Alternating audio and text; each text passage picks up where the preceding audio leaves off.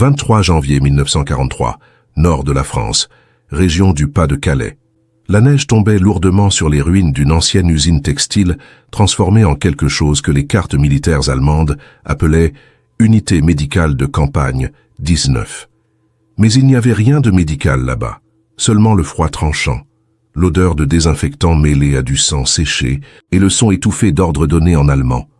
Entre ces murs de pierre grise, des femmes françaises étaient dépouillées de leurs noms, de leurs vêtements et de toute trace d'humanité. Et tout commençait toujours de la même façon. Enlevez vos vêtements et mettez-vous à genoux. C'était la phrase qui résonnait dans les couloirs étroits, prononcée avec une froideur clinique, sans colère, sans haine, juste un ordre exécuté comme s'il s'agissait d'un protocole. Ce qui venait après, personne n'a osé le raconter.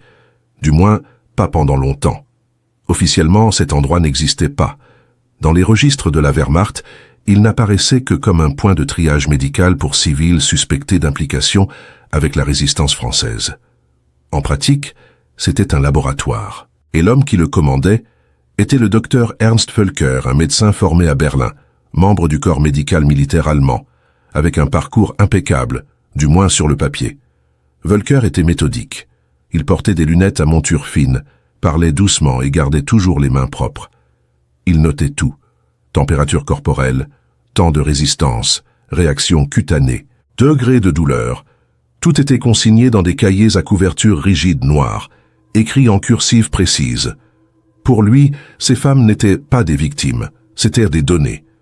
Parmi les prisonnières, il y avait des infirmières capturées alors qu'elles soignaient des soldats alliés blessés, des messagères de la résistance interceptées sur des routes rurales, des institutrices accusées d'avoir caché des juifs, des couturières dénoncées par des voisins collaborateurs, des femmes ordinaires, des femmes dont les visages ont disparu de la mémoire collective parce que leurs noms n'ont jamais été retrouvés.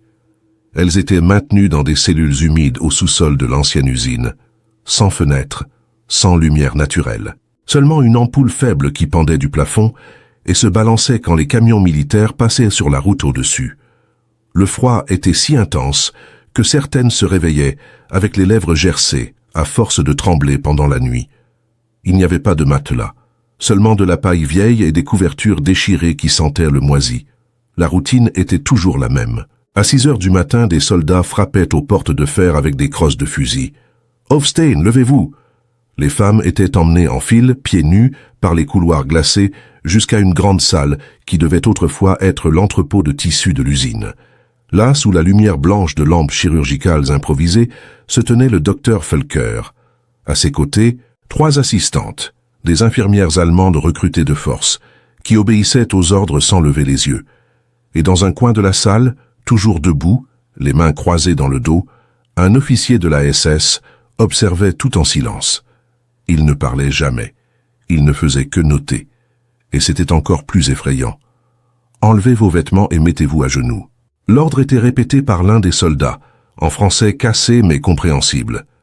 Certaines femmes obéissaient immédiatement, déjà résignées. D'autres hésitaient, regardant autour d'elles à la recherche de quelque chose, une sortie, un témoin, un miracle. Mais il n'y avait rien.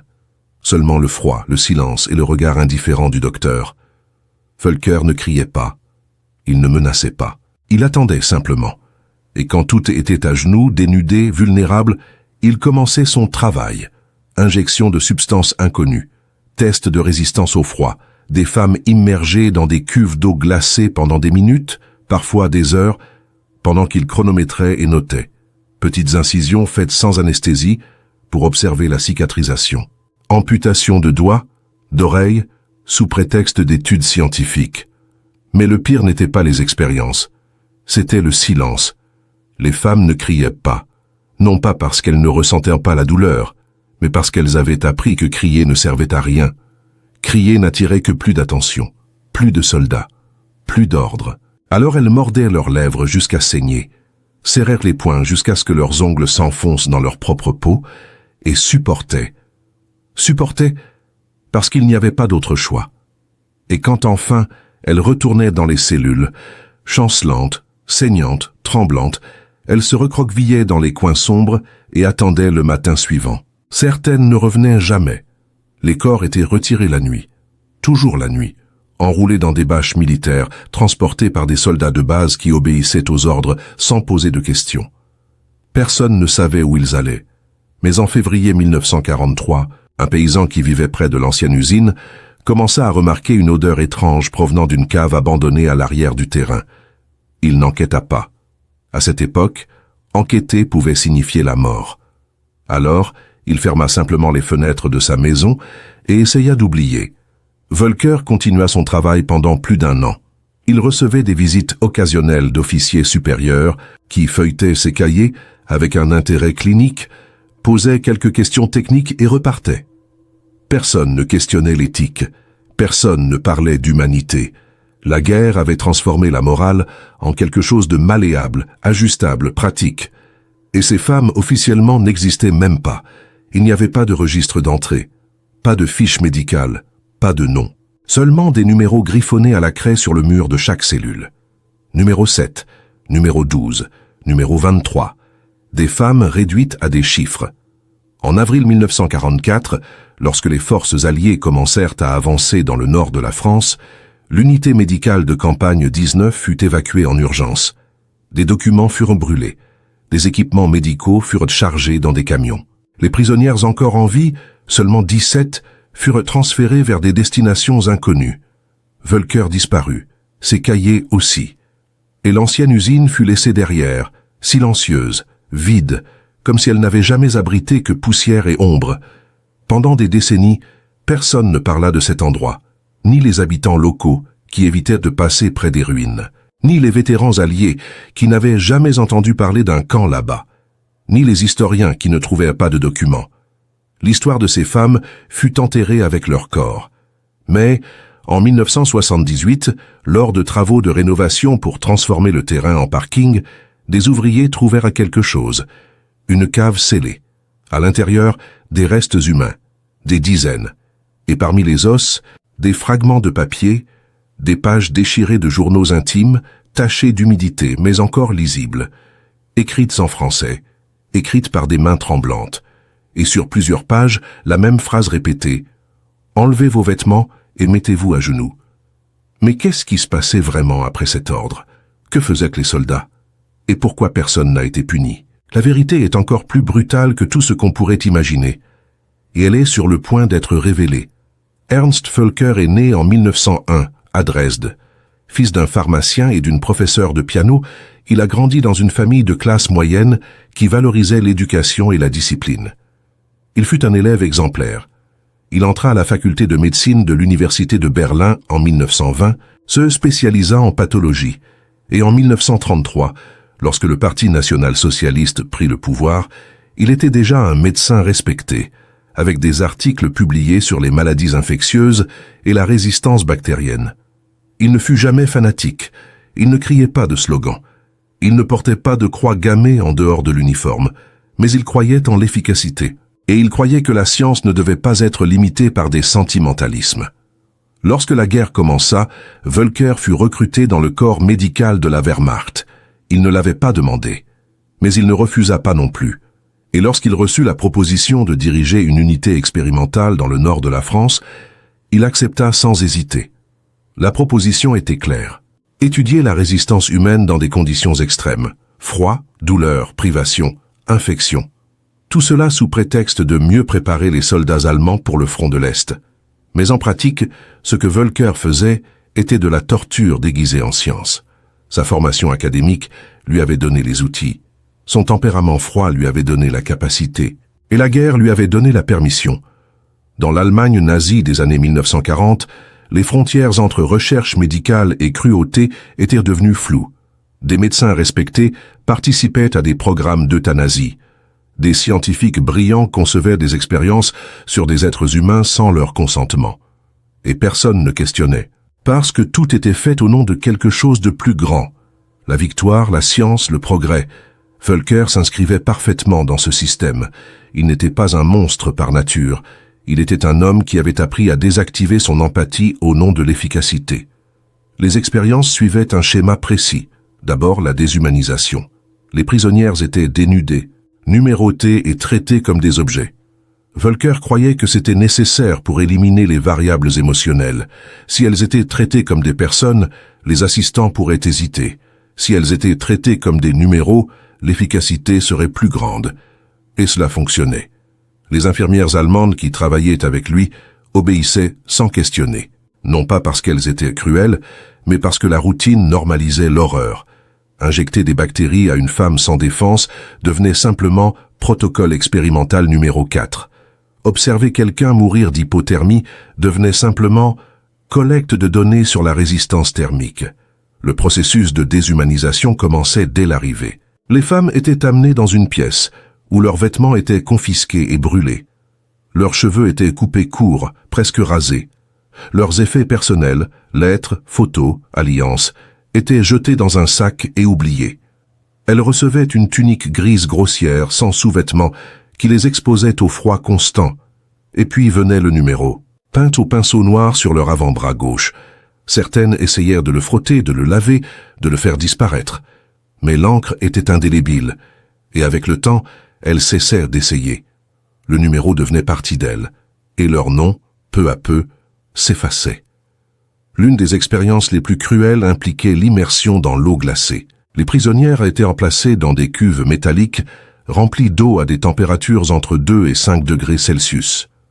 Nues, immobilisées avec des sangles de cuir qui leur entaillaient les poignets et les chevilles. Völker chronométrait combien de temps il fallait pour qu'elles perdent conscience. Il notait la température corporelle toutes les 5 minutes, en utilisant des thermomètres rectaux. Le contact était brutal, invasif, ajoutant une couche supplémentaire d'humiliation à la torture physique. Certaines résistaient 15 minutes, d'autres une demi-heure. Aucune ne dépassait 1 heure. Quand elles étaient retirées, la peau était bleuâtre, les lèvres violettes, les yeux vitreux. Certaines ne reprenaient jamais conscience. Elles étaient ramenées dans les cellules, où elles mouraient pendant la nuit, seules, gelées de l'intérieur. Mais Völker ne se contentait pas d'observer. Il testait aussi des méthodes de réchauffement. Certaines femmes, après avoir été immergées jusqu'à la limite de la mort, étaient placées contre des corps nus de soldats allemands pour mesurer si la chaleur humaine pouvait les réanimer. D'autres étaient plongées dans des bains d'eau chaude, provoquant un choc thermique qui souvent arrêtait le cœur. Völker notait tout. La méthode la plus efficace, selon ses cahiers, était le réchauffement progressif avec des couvertures chauffées. Mais cette conclusion fut payée avec des dizaines de vies, des femmes mortes par hypothermie, par arrêt cardiaque, par choc. Tout pour une note dans un cahier noir. Une autre expérience impliquait des infections délibérées. Völker injectait des bactéries vivantes, tétanos, gangrène, septicémie, dans de petites coupures faites sur les jambes ou les bras des prisonnières. Il observait ensuite la progression de l'infection sans offrir de traitement. Il notait la vitesse à laquelle la fièvre montait, la couleur de la peau autour de la plaie, le moment où le délire commençait. Certaines mouraient en 3 jours, d'autres en 1 semaine. Il comparait les résultats, cherchant des schémas. Et quand l'une d'elles mourait, il notait simplement « Sujet numéro 12, décédé, suivant ». Il testait également des antiseptiques expérimentaux, appliqués sur des plaies ouvertes, sans anesthésie. Les femmes hurlaient, se tordaient contre les sangles qui les retenaient sur les tables métalliques. Völker mesurait l'intensité de la douleur en observant les contractions musculaires, la dilatation des pupilles, la fréquence cardiaque. Pour lui, la douleur n'était pas une souffrance, c'était une donnée, un indicateur physiologique à enregistrer et analyser. Mais peut-être le plus troublant était la présence constante de l'officier de la SS. Il ne touchait jamais personne, il ne donnait jamais d'ordre, il observait simplement et notait. Son nom était Klaus Rittner et il était responsable de s'assurer que tout soit documenté pour les rapports supérieurs. Il avait un cahier plus petit, en cuir noir, et écrivait avec un stylo plume. Toujours debout, toujours en silence. Et toujours avec le même regard froid, comme s'il assistait à une procédure chirurgicale de routine, et non à une atrocité. Rittner représentait quelque chose de plus insidieux que Völker lui-même. Völker était le scientifique. Rittner était le bureaucrate. Il ne se salissait pas les mains, mais sa présence validait tout. Il était le témoin officiel, le gardien de la légalité administrative. Et c'était cette bureaucratisation de l'horreur qui rendait tout cela possible. Sans Rittner, Völker n'aurait été qu'un médecin fou. Avec Rittner, il était un chercheur autorisé. Et c'est précisément cette autorisation, cette permission systémique, qui faisait du mal nazi quelque chose de plus dangereux que la simple violence individuelle. Les infirmières allemandes qui travaillaient sous Völker avaient des réactions différentes. Certaines refusaient de regarder dans les yeux des prisonnières. D'autres développaient une rigidité mécanique, accomplissant les ordres avec une précision robotique, comme si se déconnecter émotionnellement était la seule façon de survivre à cela. Une d'entre elles, nommée Greta Hoffmann, tenait un journal secret. Elle écrivit « Je ne sais plus qui je suis. Je suis devenue une autre personne. Une personne qui tient les mains d'une femme pendant que le docteur coupe ses doigts. Une personne qui ne pleure plus. Une personne que je ne reconnais plus dans le miroir. » Ce journal fut retrouvé des décennies plus tard, caché entre les poutres du plafond d'une maison abandonnée à Lille. Greta avait 24 ans quand elle fut assignée à l'unité 19. Elle avait étudié pour être infirmière pédiatrique. Elle rêvait de travailler avec des enfants. Mais la guerre en avait décidé autrement. Et maintenant, elle passait ses journées à assister à des tortures. Dans son journal, elle raconte comment elle essayait de s'échapper mentalement.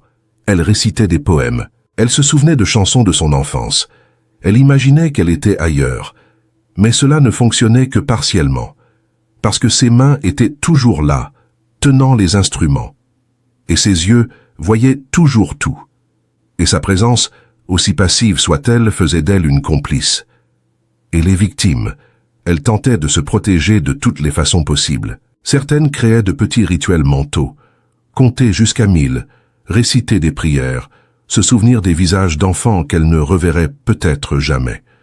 D'autres se déconnectaient simplement, entrant dans un état d'absence émotionnelle qui ressemblait presque à la mort. Mais le corps n'oublie pas. Même quand l'esprit essaie de fuir, le corps enregistre chaque douleur, chaque humiliation, chaque violation. Et cela ne disparaît pas, jamais. En juillet 1943, l'une des prisonnières, une jeune femme d'environ 25 ans, identifiée seulement comme numéro 19, réussit à graver un message sur un mur de sa cellule en utilisant un clou rouillé. Le message disait « Mon nom est Élise, j'existais ». Quand les ruines furent explorées en 1978, ce message était encore là, couvert de mousse mais lisible. Il fut photographié, catalogué, et aujourd'hui il se trouve dans un musée à Paris, dans une exposition permanente sur les crimes de guerre oubliés. Élise était institutrice dans un petit village près d'Arras. Elle avait été arrêtée parce qu'elle avait refusé de dénoncer une famille juive qui se cachait dans sa cave. Elle avait 26 ans. Elle aimait la poésie de Rimbaud et jouait du violon. Elle voulait voyager en Italie après la guerre. Elle ne l'a jamais fait. Elle mourut dans cette cellule, 3 jours après avoir gravé son nom. Mais ce nom survécut. Et aujourd'hui, il est tout ce qu'il reste d'elle.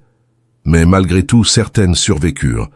Non pas parce qu'elles furent épargnées, mais parce que leur corps, par quelque miracle, tinrent bon. Quand l'unité 19 fut évacuée en avril 1944, 17 femmes étaient encore en vie. Elles furent transférées dans d'autres camps, où elles se perdirent dans le chaos de la fin de la guerre. Certaines furent libérées par les Alliés en 1945. D'autres moururent peu après, détruites physiquement et émotionnellement. Et les rares qui réussirent à rentrer chez elles ne parlèrent jamais de ce qu'elles avaient vécu, du moins pas publiquement, parce que qui les croirait? La société d'après-guerre ne voulait pas entendre parler de ces horreurs. Les gens voulaient reconstruire, oublier, avancer. Et les femmes qui avaient survécu à ces camps portaient une honte qu'elles ne méritaient pas. Une honte imposée par un monde qui préférait ne pas savoir. Alors elles se taisaient, elles enfouissaient leurs souvenirs, elles essayaient de redevenir normales, mais certaines cicatrices ne guérissent jamais. Et la question que personne ne voulait poser était « Combien d'autres endroits comme celui-ci ont existé? Combien d'autres femmes ont disparu dans le silence ?» La réponse est terrifiante. Lorsque les forces alliées libérèrent la France entre 1944 et 1945, des milliers de documents nazis furent capturés, catalogués et archivés, mais tout ne fut pas préservé. De nombreux registres furent détruits délibérément par les Allemands eux-mêmes avant leur retraite. D'autres disparurent simplement, perdus dans le chaos de l'après-guerre, et certains furent cachés, délibérément.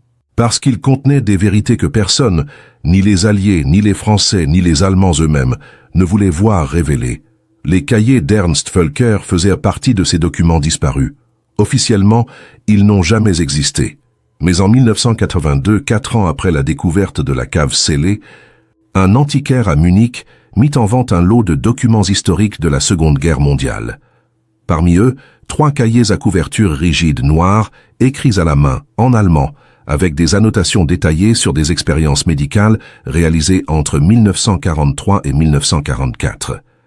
L'acheteur était un historien français nommé Laurent Moreau, spécialisé dans les crimes de guerre. Quand il commença à lire, il réalisa qu'il tenait quelque chose d'explosif entre ses mains. Les cahiers contenaient des registres méticuleux, dates, noms de code, descriptions de procédures et résultats. Völker notait tout avec une froideur clinique qui rendait la lecture encore plus troublante. Sujet 7, sexe féminin, âge estimé, 28 ans, expérience. Immersion dans l'eau à 4 degrés C, durée 22 minutes, résultat.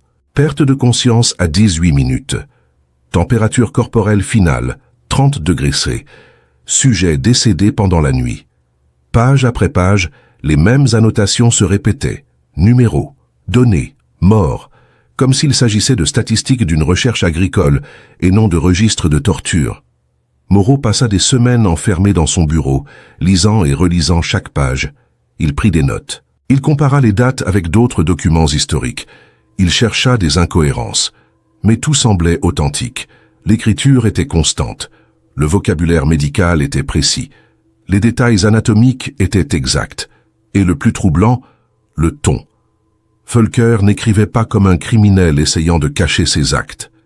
Il écrivait comme un chercheur documentant une expérience scientifique. Il n'y avait aucune trace de culpabilité, aucun euphémisme, aucune tentative de justification morale, seulement des faits, des observations, des conclusions. Mais le plus choquant n'était pas les expériences elles-mêmes, c'était la naturalité avec laquelle elles étaient décrites. Völker ne montrait pas de culpabilité, il n'utilisait pas d'euphémisme, il rapportait simplement, comme un scientifique qui note la réaction d'une substance chimique. Et cela révélait quelque chose de terrifiant. Pour lui, ces femmes n'étaient vraiment pas humaines, c'était du matériel biologique. Et cette déshumanisation n'était pas le fruit de la haine ou du sadisme, mais d'une logique froide, rationnelle, presque bureaucratique. C'était le mal banal, comme la philosophe Hannah Arendt le décrirait des années plus tard en analysant les crimes nazis. Moreau savait qu'il devait vérifier l'authenticité des cahiers avant de les rendre publics. Il contacta des experts en graphologie qui confirmèrent que l'écriture datait bien des années 1940. Il consulta des historiens spécialisés dans la Wehrmacht, qui reconnurent les codes et les terminologies utilisées. Il envoya des échantillons de papier à un laboratoire en Suisse qui confirma que le papier et l'encre correspondaient aux matériaux utilisés en Allemagne pendant la guerre. Tout concordait. Les cahiers étaient authentiques. Moreau devint obsédé par les cahiers. Il passa des années à essayer de croiser les informations avec d'autres documents, cherchant à confirmer l'authenticité. Et il trouva des indices. Des rapports militaires allemands mentionnaient une unité médicale expérimentale dans le nord de la France, sans donner de détails. Des témoignages d'anciens soldats confirmèrent l'existence de centres d'interrogatoire, où des prisonnières civiles étaient détenues. Et les restes humains trouvés en 1978 correspondaient aux descriptions des cahiers. Tout concordait. Mais il manquait encore quelque chose de crucial, des témoins vivants. Il chercha dans les archives militaires françaises. Il contacta des associations d'anciens résistants. Il plaça des annonces dans des journaux régionaux. Mais pendant des années, il ne reçut aucune réponse. Beaucoup de femmes qui avaient survécu au camp nazi étaient mortes dans les décennies suivantes. D'autres avaient émigré, changé de nom, coupé tout lien avec leur passé. Et celles qui étaient encore en vie préféraient souvent garder le silence, parce que parler signifiait revivre, et revivre était trop douloureux. En 1989, Moreau publia une annonce dans des journaux français, demandant que toute personne ayant été prisonnière dans des camps allemands dans le nord de la France, entre 1943 et 1944, entre en contact. Il ne s'attendait pas à grand-chose. Mais il reçut 3 lettres, 3 femmes maintenant âgées, qui disaient avoir été dans un endroit que personne ne croirait. Moreau voyagea pour les rencontrer, et ce qu'elles racontèrent confirma tout. La première était Simone Lefebvre, 72 ans, habitante de Lille. Elle avait été capturée en 1943, à 21 ans, accusée d'avoir aidé des membres de la résistance. Elle fut emmenée à l'ancienne usine et y passa 8 mois. Quand Moreau lui montra les pages des cahiers, elle commença à trembler. « Je me souviens de cet ordre, dit-elle, pointant vers une annotation. « Enlevez vos vêtements et mettez-vous à genoux. J'ai entendu cela tous les jours, tous les jours. » Elle raconta les cuves d'eau glacée, les injections, les femmes qui étaient emmenées et ne revenaient jamais. Et puis elle dit quelque chose qui resta gravé dans la mémoire de Moreau. Le pire n'était pas la douleur. C'était de savoir que personne ne s'en soucierait. Simone décrivit comment les femmes essayaient de se soutenir mutuellement dans les cellules, comment elles chuchotaient des prières ensemble dans l'obscurité, comment elles partageaient les maigres rations de pain moisi qui leur étaient données une fois par jour, comment elles se tenaient la main quand l'une d'entre elles était emmenée, sachant qu'elle ne reviendrait peut-être pas. Ces petits actes de solidarité étaient tout ce qui leur restait d'humanité dans un endroit conçu pour la leur arracher. Elles se souvenaient aussi des sons, le bruit des bottes dans les couloirs, le grincement des portes métalliques, les ordres criés en allemand, le silence qui suivait, et parfois, très rarement, un cri qui s'arrêtait brusquement, et puis plus rien. Ce silence était pire que n'importe quel cri, parce qu'il signifiait que quelqu'un avait cessé de lutter, que quelqu'un avait abandonné, ou pire, que quelqu'un était mort. La deuxième témoin était Marguerite Blanc, 75 ans, qui vivait dans un hospice à Rouen. Elle était très fragile, mais encore lucide. Elle décrivit Völker comme un homme qui ne criait jamais. Il était calme, toujours calme, et c'était pire que n'importe quel cri. Elle se souvenait d'une infirmière allemande qui pleurait en silence, en tenant un plateau d'instruments chirurgicaux. « Elle était prisonnière là-bas autant que nous, » dit Marguerite, « mais elle avait trop peur pour désobéir. » Marguerite raconta aussi un détail qui glaça Moreau. Elle se souvenait d'une jeune femme, peut-être 18 ans, qui avait été amenée à l'unité en mars 1944. Elle était enceinte, environ 5 mois. Völker était fasciné par elle. Il voulait observer comment le froid extrême affectait le fœtus. Il l'a soumis à des tests d'hypothermie répétés. La jeune femme suppliait, elle pleurait. Elle criait qu'elle porterait l'enfant jusqu'au bout, qu'elle ferait tout ce qu'il voulait après, mais qu'il épargne le bébé. Völker ne répondait pas. Il notait simplement. 2 semaines plus tard, elle fit une fausse couche. Le fœtus fut retiré et préservé dans un bocal de formol, et la jeune femme mourut d'une hémorragie 3 jours après. Marguerite se souvenait de son visage, mais pas de son nom. Personne ne connaissait son nom. La troisième était Hélène Girard, 69 ans, qui avait émigré au Canada après la guerre. Elle n'avait jamais parlé de son expérience, même pas à sa propre famille. « J'ai essayé d'oublier, » dit-elle à Moreau. Mais ces choses ne s'oublient pas. Elles restent simplement enfouies, et quand quelqu'un y touche, elles reviennent comme si c'était hier. Elle confirma l'existence de la cave. Nous savions qu'il y avait des corps là-dessous. Nous sentions l'odeur. Mais nous n'en parlions jamais, parce que parler signifiait admettre que nous serions les prochaines. Hélène était professeure de littérature avant la guerre. Elle avait été arrêtée pour avoir refusé de retirer des livres interdits de la bibliothèque de son école. Elle se souvenait d'avoir récité des poèmes de Baudelaire dans sa tête pendant les expériences. C'était sa façon de s'échapper, de rester humaine, de se souvenir qu'il existait quelque chose au-delà de cette douleur. Elle dit à Moreau que même maintenant, presque 50 ans plus tard, elle ne pouvait pas lire Baudelaire sans trembler. Avec ces témoignages, Moreau réussit à construire un récit complet. Il passa encore 10 ans à faire des recherches, à interviewer d'anciens soldats allemands, à chercher des registres dans des archives militaires, et finalement, en 1999, il publia un livre intitulé « Le silence des femmes du Pas-de-Calais ». Le livre causa un impact immense. Pour la première fois, l'histoire de l'unité médicale de campagne 19 fut racontée publiquement. Et la réaction fut de choc. Non pas parce que les gens ne savaient pas que les nazis avaient commis des atrocités. Cela était déjà connu. Mais parce que cette histoire spécifique avait été complètement effacée. Ces femmes étaient mortes sans nom, sans registre, sans mémoire. Et si ce n'était pour ces cahiers trouvés par hasard, elles n'auraient jamais existé.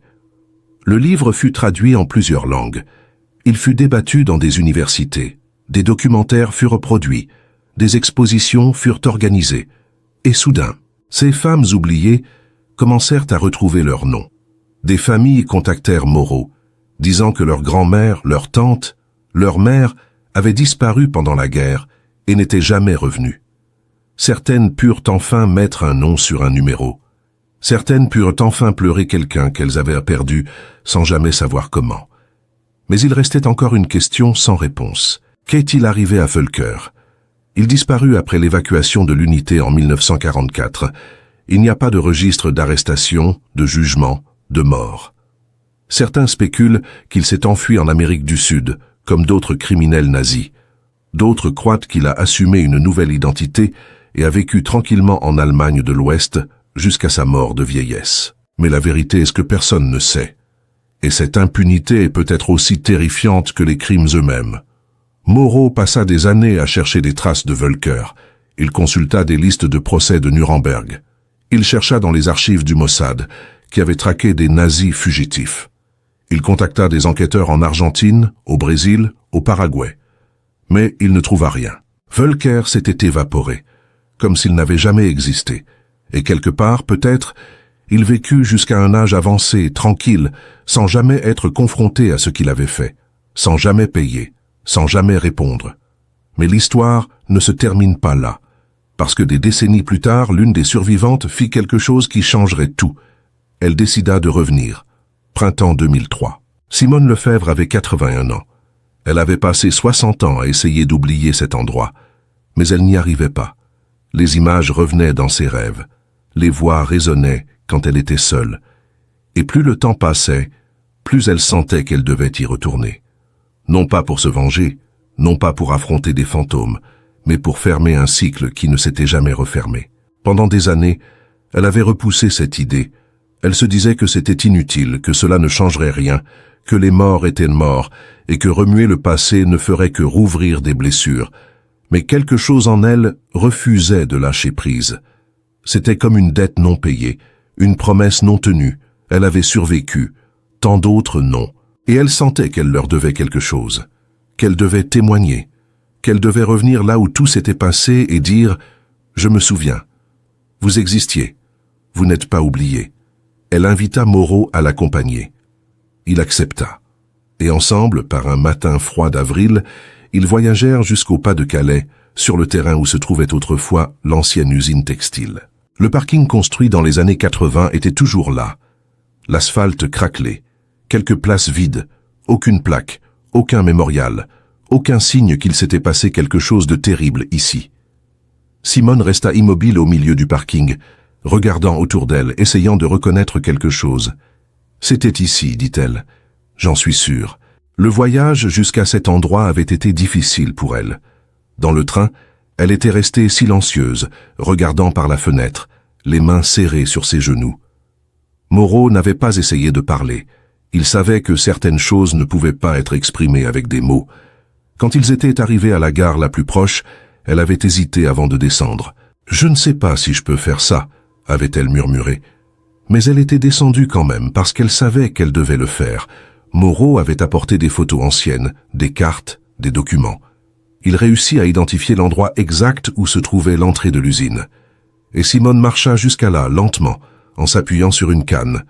Quand elle arriva à l'endroit, elle s'agenouilla. Et elle commença à pleurer. Ce n'était pas une douleur récente, c'était une douleur ancienne, gardée, comprimée pendant des décennies. Et maintenant, elle pouvait enfin la laisser sortir. Ses mains tremblaient, son corps se pliait sous le poids des souvenirs.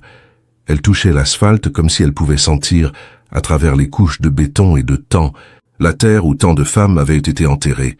Elle fermait les yeux et les voyait. Élise, Marguerite, Anne, Claire, Isabelle, Jeanne, des visages flous, des voix étouffées, des fantômes qui ne la quittaient jamais. Elles ne méritèrent pas ça, dit-elle, entre les sanglots. Aucune de nous ne le méritait, mais elles encore moins. Parce qu'au moins, moi j'ai survécu. Elle non. Elle resta là pendant presque 1 heure, en silence, respirant simplement, comme si elle faisait ses adieux. Et puis elle fit quelque chose d'inattendu. Elle sortit de son sac une petite liste de noms. Des noms qu'elle avait mémorisés au fil des années. Des femmes qu'elle avait connues dans cet endroit, des femmes qui n'étaient jamais revenues. Et elle commença à lire les noms à voix haute, un par un. Élise, Marguerite, Anne, Claire, Isabelle, Jeanne. C'étaient des noms sans nom de famille, sans date, sans visage, mais elle s'en souvenait. Et maintenant, enfin, ils étaient prononcés à voix haute, au même endroit où ils avaient été réduits au silence. Moreau enregistra tout. Il filma avec une petite caméra qu'il avait apportée. Il savait que ce moment était historique, pas seulement pour Simone, mais pour toutes ces femmes dont les noms étaient en train d'être récités. C'était un acte de résurrection, un acte de résistance contre l'oubli, et il savait qu'il devait le préserver. Après avoir lu tous les noms, Simone sortit une petite enveloppe de son sac. À l'intérieur, il y avait une mèche de cheveux, ses propres cheveux coupés en 1943, quand elle était arrivée à l'unité 19. Elle les avait gardés pendant 60 ans. Elle ne savait pas pourquoi. Peut-être comme preuve, peut-être comme lien avec la jeune femme qu'elle avait été. Peut-être simplement parce qu'elle ne pouvait pas s'en séparer. Mais maintenant, elle savait ce qu'elle devait faire. Elle enterra la mèche de cheveux dans une petite fissure de l'asphalte. « Vous êtes enfin libre », murmura-t-elle, « et moi aussi ». Moreau utilisa ce matériel pour faire pression sur les autorités françaises afin de créer un mémorial. Cela prit des années, bureaucratie, discussion, budget, résistance de certains qui ne voulaient pas remuer le passé. Mais Moreau ne lâcha pas. Il écrivit des articles, il donna des conférences, il contacta des politiciens, il mobilisa des associations de survivants. Et finalement, en 2008, une petite plaque de bronze fut inaugurée sur le site. Elle dit « Ici, entre 1943 et 1944, des dizaines de femmes françaises ont été torturées et tuées sous le commandement des forces d'occupation nazies. Que leur nom, même oublié, ne soit jamais effacé. » L'inauguration du mémorial fut un moment chargé d'émotions. Des dizaines de personnes étaient présentes.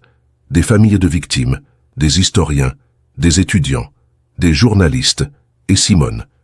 Elle était assise au premier rang, très droite malgré son âge, les yeux fixés sur la plaque. Quand le maire de la commune retira le voile qui la couvrait, elle ferma les yeux et murmura quelque chose que personne n'entendit. Mais Moreau, qui était à côté d'elle, vit ses lèvres bouger. Elle disait « Merci ». Après la cérémonie, plusieurs personnes s'approchèrent de Simone. Certaines étaient des descendants de victimes qui avaient disparu pendant la guerre. D'autres étaient simplement des gens touchés par son histoire. Une jeune femme, peut-être 25 ans, lui serra la main et dit « Ma grand-mère a disparu en 1943. Elle s'appelait Claire, Claire Dubois. Je ne sais pas si elle était ici, mais... Merci de vous souvenir. » Simone serra sa main en retour. « Claire, répéta-t-elle. Oui, je connaissais une Claire. Elle chantait. Même dans l'obscurité, elle chantait. » La jeune femme commença à pleurer. Et Simone la serra dans ses bras. Simone mourut en 2011 à 89 ans. Mais avant de mourir, elle donna une dernière interview. Elle dit « Je ne veux pas que les gens aient pitié de moi. Je veux qu'ils comprennent ce qui s'est passé. Parce que cela ne concernait pas seulement nous. Cela concernait ce qui se passe quand l'humanité est jetée à la poubelle, quand des gens ordinaires acceptent des ordres sans questionner, quand le silence devient complicité. Et j'ai besoin que vous sachiez, cela peut se reproduire, à tout moment, n'importe où, si nous ne sommes pas vigilants. » Cette interview fut diffusée à la télévision française. Elle toucha des millions de personnes. Des écoles commencèrent à inviter Moreau pour parler de l'histoire de l'unité 19. Des manuels scolaires furent mis à jour pour inclure cette histoire. Et lentement, très lentement, ces femmes oubliées commencèrent à retrouver leur place dans la mémoire collective. Mais l'histoire ne s'arrête pas avec Simone. En 2015, une autre survivante se manifesta. Son nom était Louise Martin. Elle avait 91 ans et vivait dans un petit village en Bretagne. Elle avait lu le livre de Moreau et vu l'interview de Simone, et elle décida qu'elle aussi devait parler. Elle contacta Moreau et lui raconta son histoire. Elle avait été prisonnière à l'unité 19 pendant 6 mois en 1943. Elle avait survécu, mais elle n'avait jamais parlé. Jamais. Même pas à son mari, décédé depuis 20 ans. Même pas à ses enfants. Même pas à elle-même, vraiment. Louise avait enterré ses souvenirs si profondément qu'elle avait presque réussi à les oublier. Presque. Mais ils revenaient, dans des cauchemars, dans des moments de silence, dans des odeurs qui lui rappelaient le désinfectant, dans des sons qui lui rappelaient les bottes dans les couloirs. Et maintenant, à 91 ans, Elle savait qu'elle n'avait plus beaucoup de temps. Si elle ne parlait pas maintenant, elle ne parlerait jamais, et ces femmes resteraient oubliées. Elle raconta à Moreau des détails qu'il n'avait jamais entendus auparavant. Elle se souvenait d'une infirmière allemande qui lui avait glissé un morceau de pain dans la main, en secret, tard dans la nuit. Elle se souvenait d'une femme qui avait chanté une berceuse avant de mourir. Elle se souvenait du visage de Völker, toujours calme, toujours impassible, comme s'il regardait des insectes sous un microscope. Et elle se souvenait de la phrase, cette phrase. « Enlevez vos vêtements et mettez-vous à genoux ». Elle l'entendait encore, même maintenant, même 72 ans plus tard.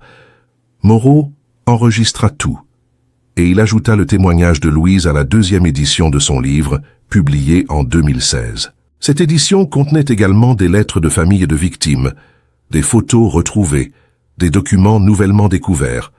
Le livre devint encore plus complet, encore plus puissant, et il continua à toucher des gens partout dans le monde.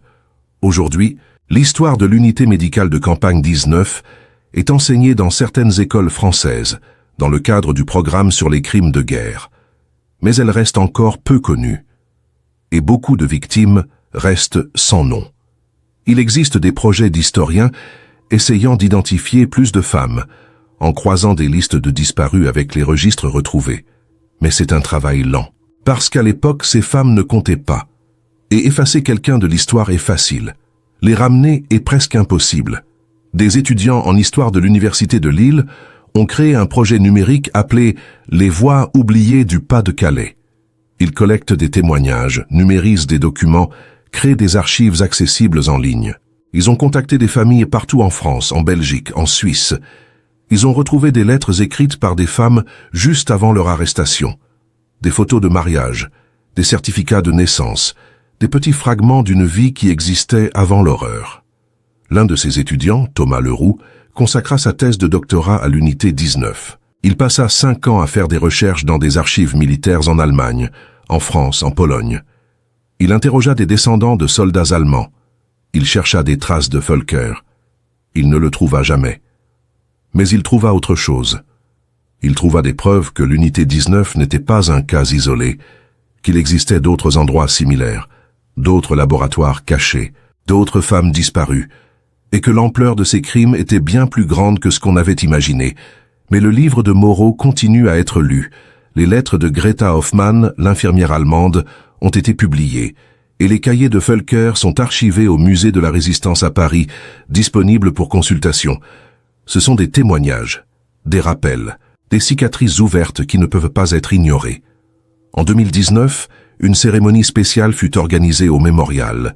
Des bougies furent allumées, des noms furent lus, et une nouvelle plaque fut ajoutée, avec les noms de 23 femmes qui avaient été identifiées grâce au travail des historiens. 23 noms parmi des dizaines. Mais c'était un début. C'était une victoire contre l'oubli. Et la phrase qui se répétait sur les murs, dans les journaux, dans les mémoires, « Enlevez vos vêtements et mettez-vous à genoux », n'est plus seulement un ordre. C'est un cri silencieux, un cri qui a traversé des décennies, qui a été enterré, oublié, mais qui résonne maintenant, parce que ces femmes n'avaient pas de voix. Mais aujourd'hui, nous l'avons. Et si nous ne racontons pas leurs histoires, qui les racontera? Si nous ne nous souvenons pas de leurs noms, qui s'en souviendra? Et si nous ne luttons pas pour que cela ne se reproduise jamais, qui luttera? La vérité est dure, elle est brutale, elle est inconfortable, mais elle est nécessaire parce que l'oubli est la seconde mort, et ces femmes sont déjà mortes une fois. Nous ne pouvons pas les laisser mourir à nouveau. Il y a quelques années, une école primaire de Lille adopta le nom d'Élise Rousseau, l'une des victimes identifiées de l'unité 19. Chaque année, les élèves organisent une cérémonie de commémoration. Ils lisent des poèmes, ils plantent des fleurs, ils apprennent son histoire. Et ainsi, Élise continue de vivre. Pas comme un numéro, pas comme une victime sans nom, mais comme une personne, comme une institutrice qui aimait la poésie, comme une femme qui a existé, qui a eu des rêves, qui a été aimée, qui mérite d'être rappelée. C'est peut-être cela, finalement, la vraie victoire contre l'horreur. Pas la vengeance, pas la punition des coupables qui ont échappé à la justice, mais la mémoire, la préservation de ces noms, la transmission de ces histoires. La reconnaissance que chaque victime était une personne avec une vie, une identité, une dignité qui ne pouvait pas être effacée, même par la pire des barbaries. Simone l'avait compris, Louise l'avait compris. Et maintenant, des milliers d'autres le comprennent aussi. Ces femmes ne sont plus oubliées. Elles sont présentes, dans les livres, dans les mémoriaux, dans les salles de classe, dans les cœurs de ceux qui ont entendu leurs histoires et qui ont choisi de ne pas oublier. Parce qu'à la fin, c'est notre choix. Oublier ou se souvenir, rester silencieux ou parler, accepter l'injustice ou lutter pour la vérité. Et chaque fois que nous choisissons de nous souvenir, chaque fois que nous choisissons de raconter ces histoires, nous rendons à ces femmes un peu de la dignité qui leur a été volée. Nous leur disons, vous existiez, vous comptiez, et vous ne serez jamais oubliés. Et c'est ainsi que l'histoire de l'unité médicale de campagne 19 continue de vivre, non pas comme une relique du passé, mais comme un avertissement pour le présent. Non pas comme une histoire fermée, mais comme un rappel que la vigilance est éternelle, que l'humanité est fragile, et que nous devons tous, chacun d'entre nous, faire le choix de protéger cette humanité. Aujourd'hui, demain, toujours. J'ai raconté cette histoire parce qu'elle ne m'appartient plus. Elle appartient à celles qu'on a voulu effacer, aux femmes que le monde a choisi d'oublier, mais dont les voix résonnent encore dans le silence. Pendant des années, ce qui s'est passé là est resté enfoui sous la neige et la honte. Mais chaque fois que quelqu'un écoute, commente ou partage, une partie d'elle se réveille. Un souvenir, un nom, un souffle qui refuse de mourir. Si cette histoire vous a touché, ne laissez pas le silence gagner encore une fois. Écrivez quelque chose dans les commentaires, même un seul mot. Un geste simple, mais chargé de sens. Un mot pour elle, pour chaque femme disparue sans justice, pour chaque vie réduite à un numéro. Parce qu'en écrivant, en parlant, vous dites au monde qu'elles ont existé, qu'elles comptent encore. Abonnez-vous à cette chaîne, non pas pour moi, mais pour elles. Parce que chaque nouvelle histoire racontée ici est un acte de résistance contre l'oubli. C'est une façon de rappeler que le mal ne commence pas avec les cris, mais avec le silence. Chaque voix qui se joint à la nôtre rallume une lumière dans la nuit, une flamme que plus rien ne peut éteindre. Que ces voix continuent à vivre, dans les écoles, dans les foyers, dans les conversations, pour que jamais personne ne revive ce qu'elles ont enduré. L'histoire de l'humanité est faite de choix. Certains ont choisi de se taire, d'autres d'obéir, et quelques-uns ont choisi de se souvenir. Soyez de ceux-là. Ne détournez pas le regard, ne laissez pas la peur effacer la vérité. Partagez cette histoire. Laissez-la voyager, qu'elle atteigne d'autres cœurs, d'autres consciences. Parce que tant qu'il restera quelqu'un pour se souvenir, tant qu'il restera quelqu'un pour raconter, l'obscurité ne gagnera jamais complètement. Merci d'avoir écouté jusqu'au bout. Merci d'être là, de ressentir, de donner de l'importance à ce qui ne doit jamais être oublié. Aujourd'hui, plus que jamais, le monde a besoin de gens qui se souviennent, parce que l'oubli est une seconde mort, et grâce à vous, elles vivront encore un peu.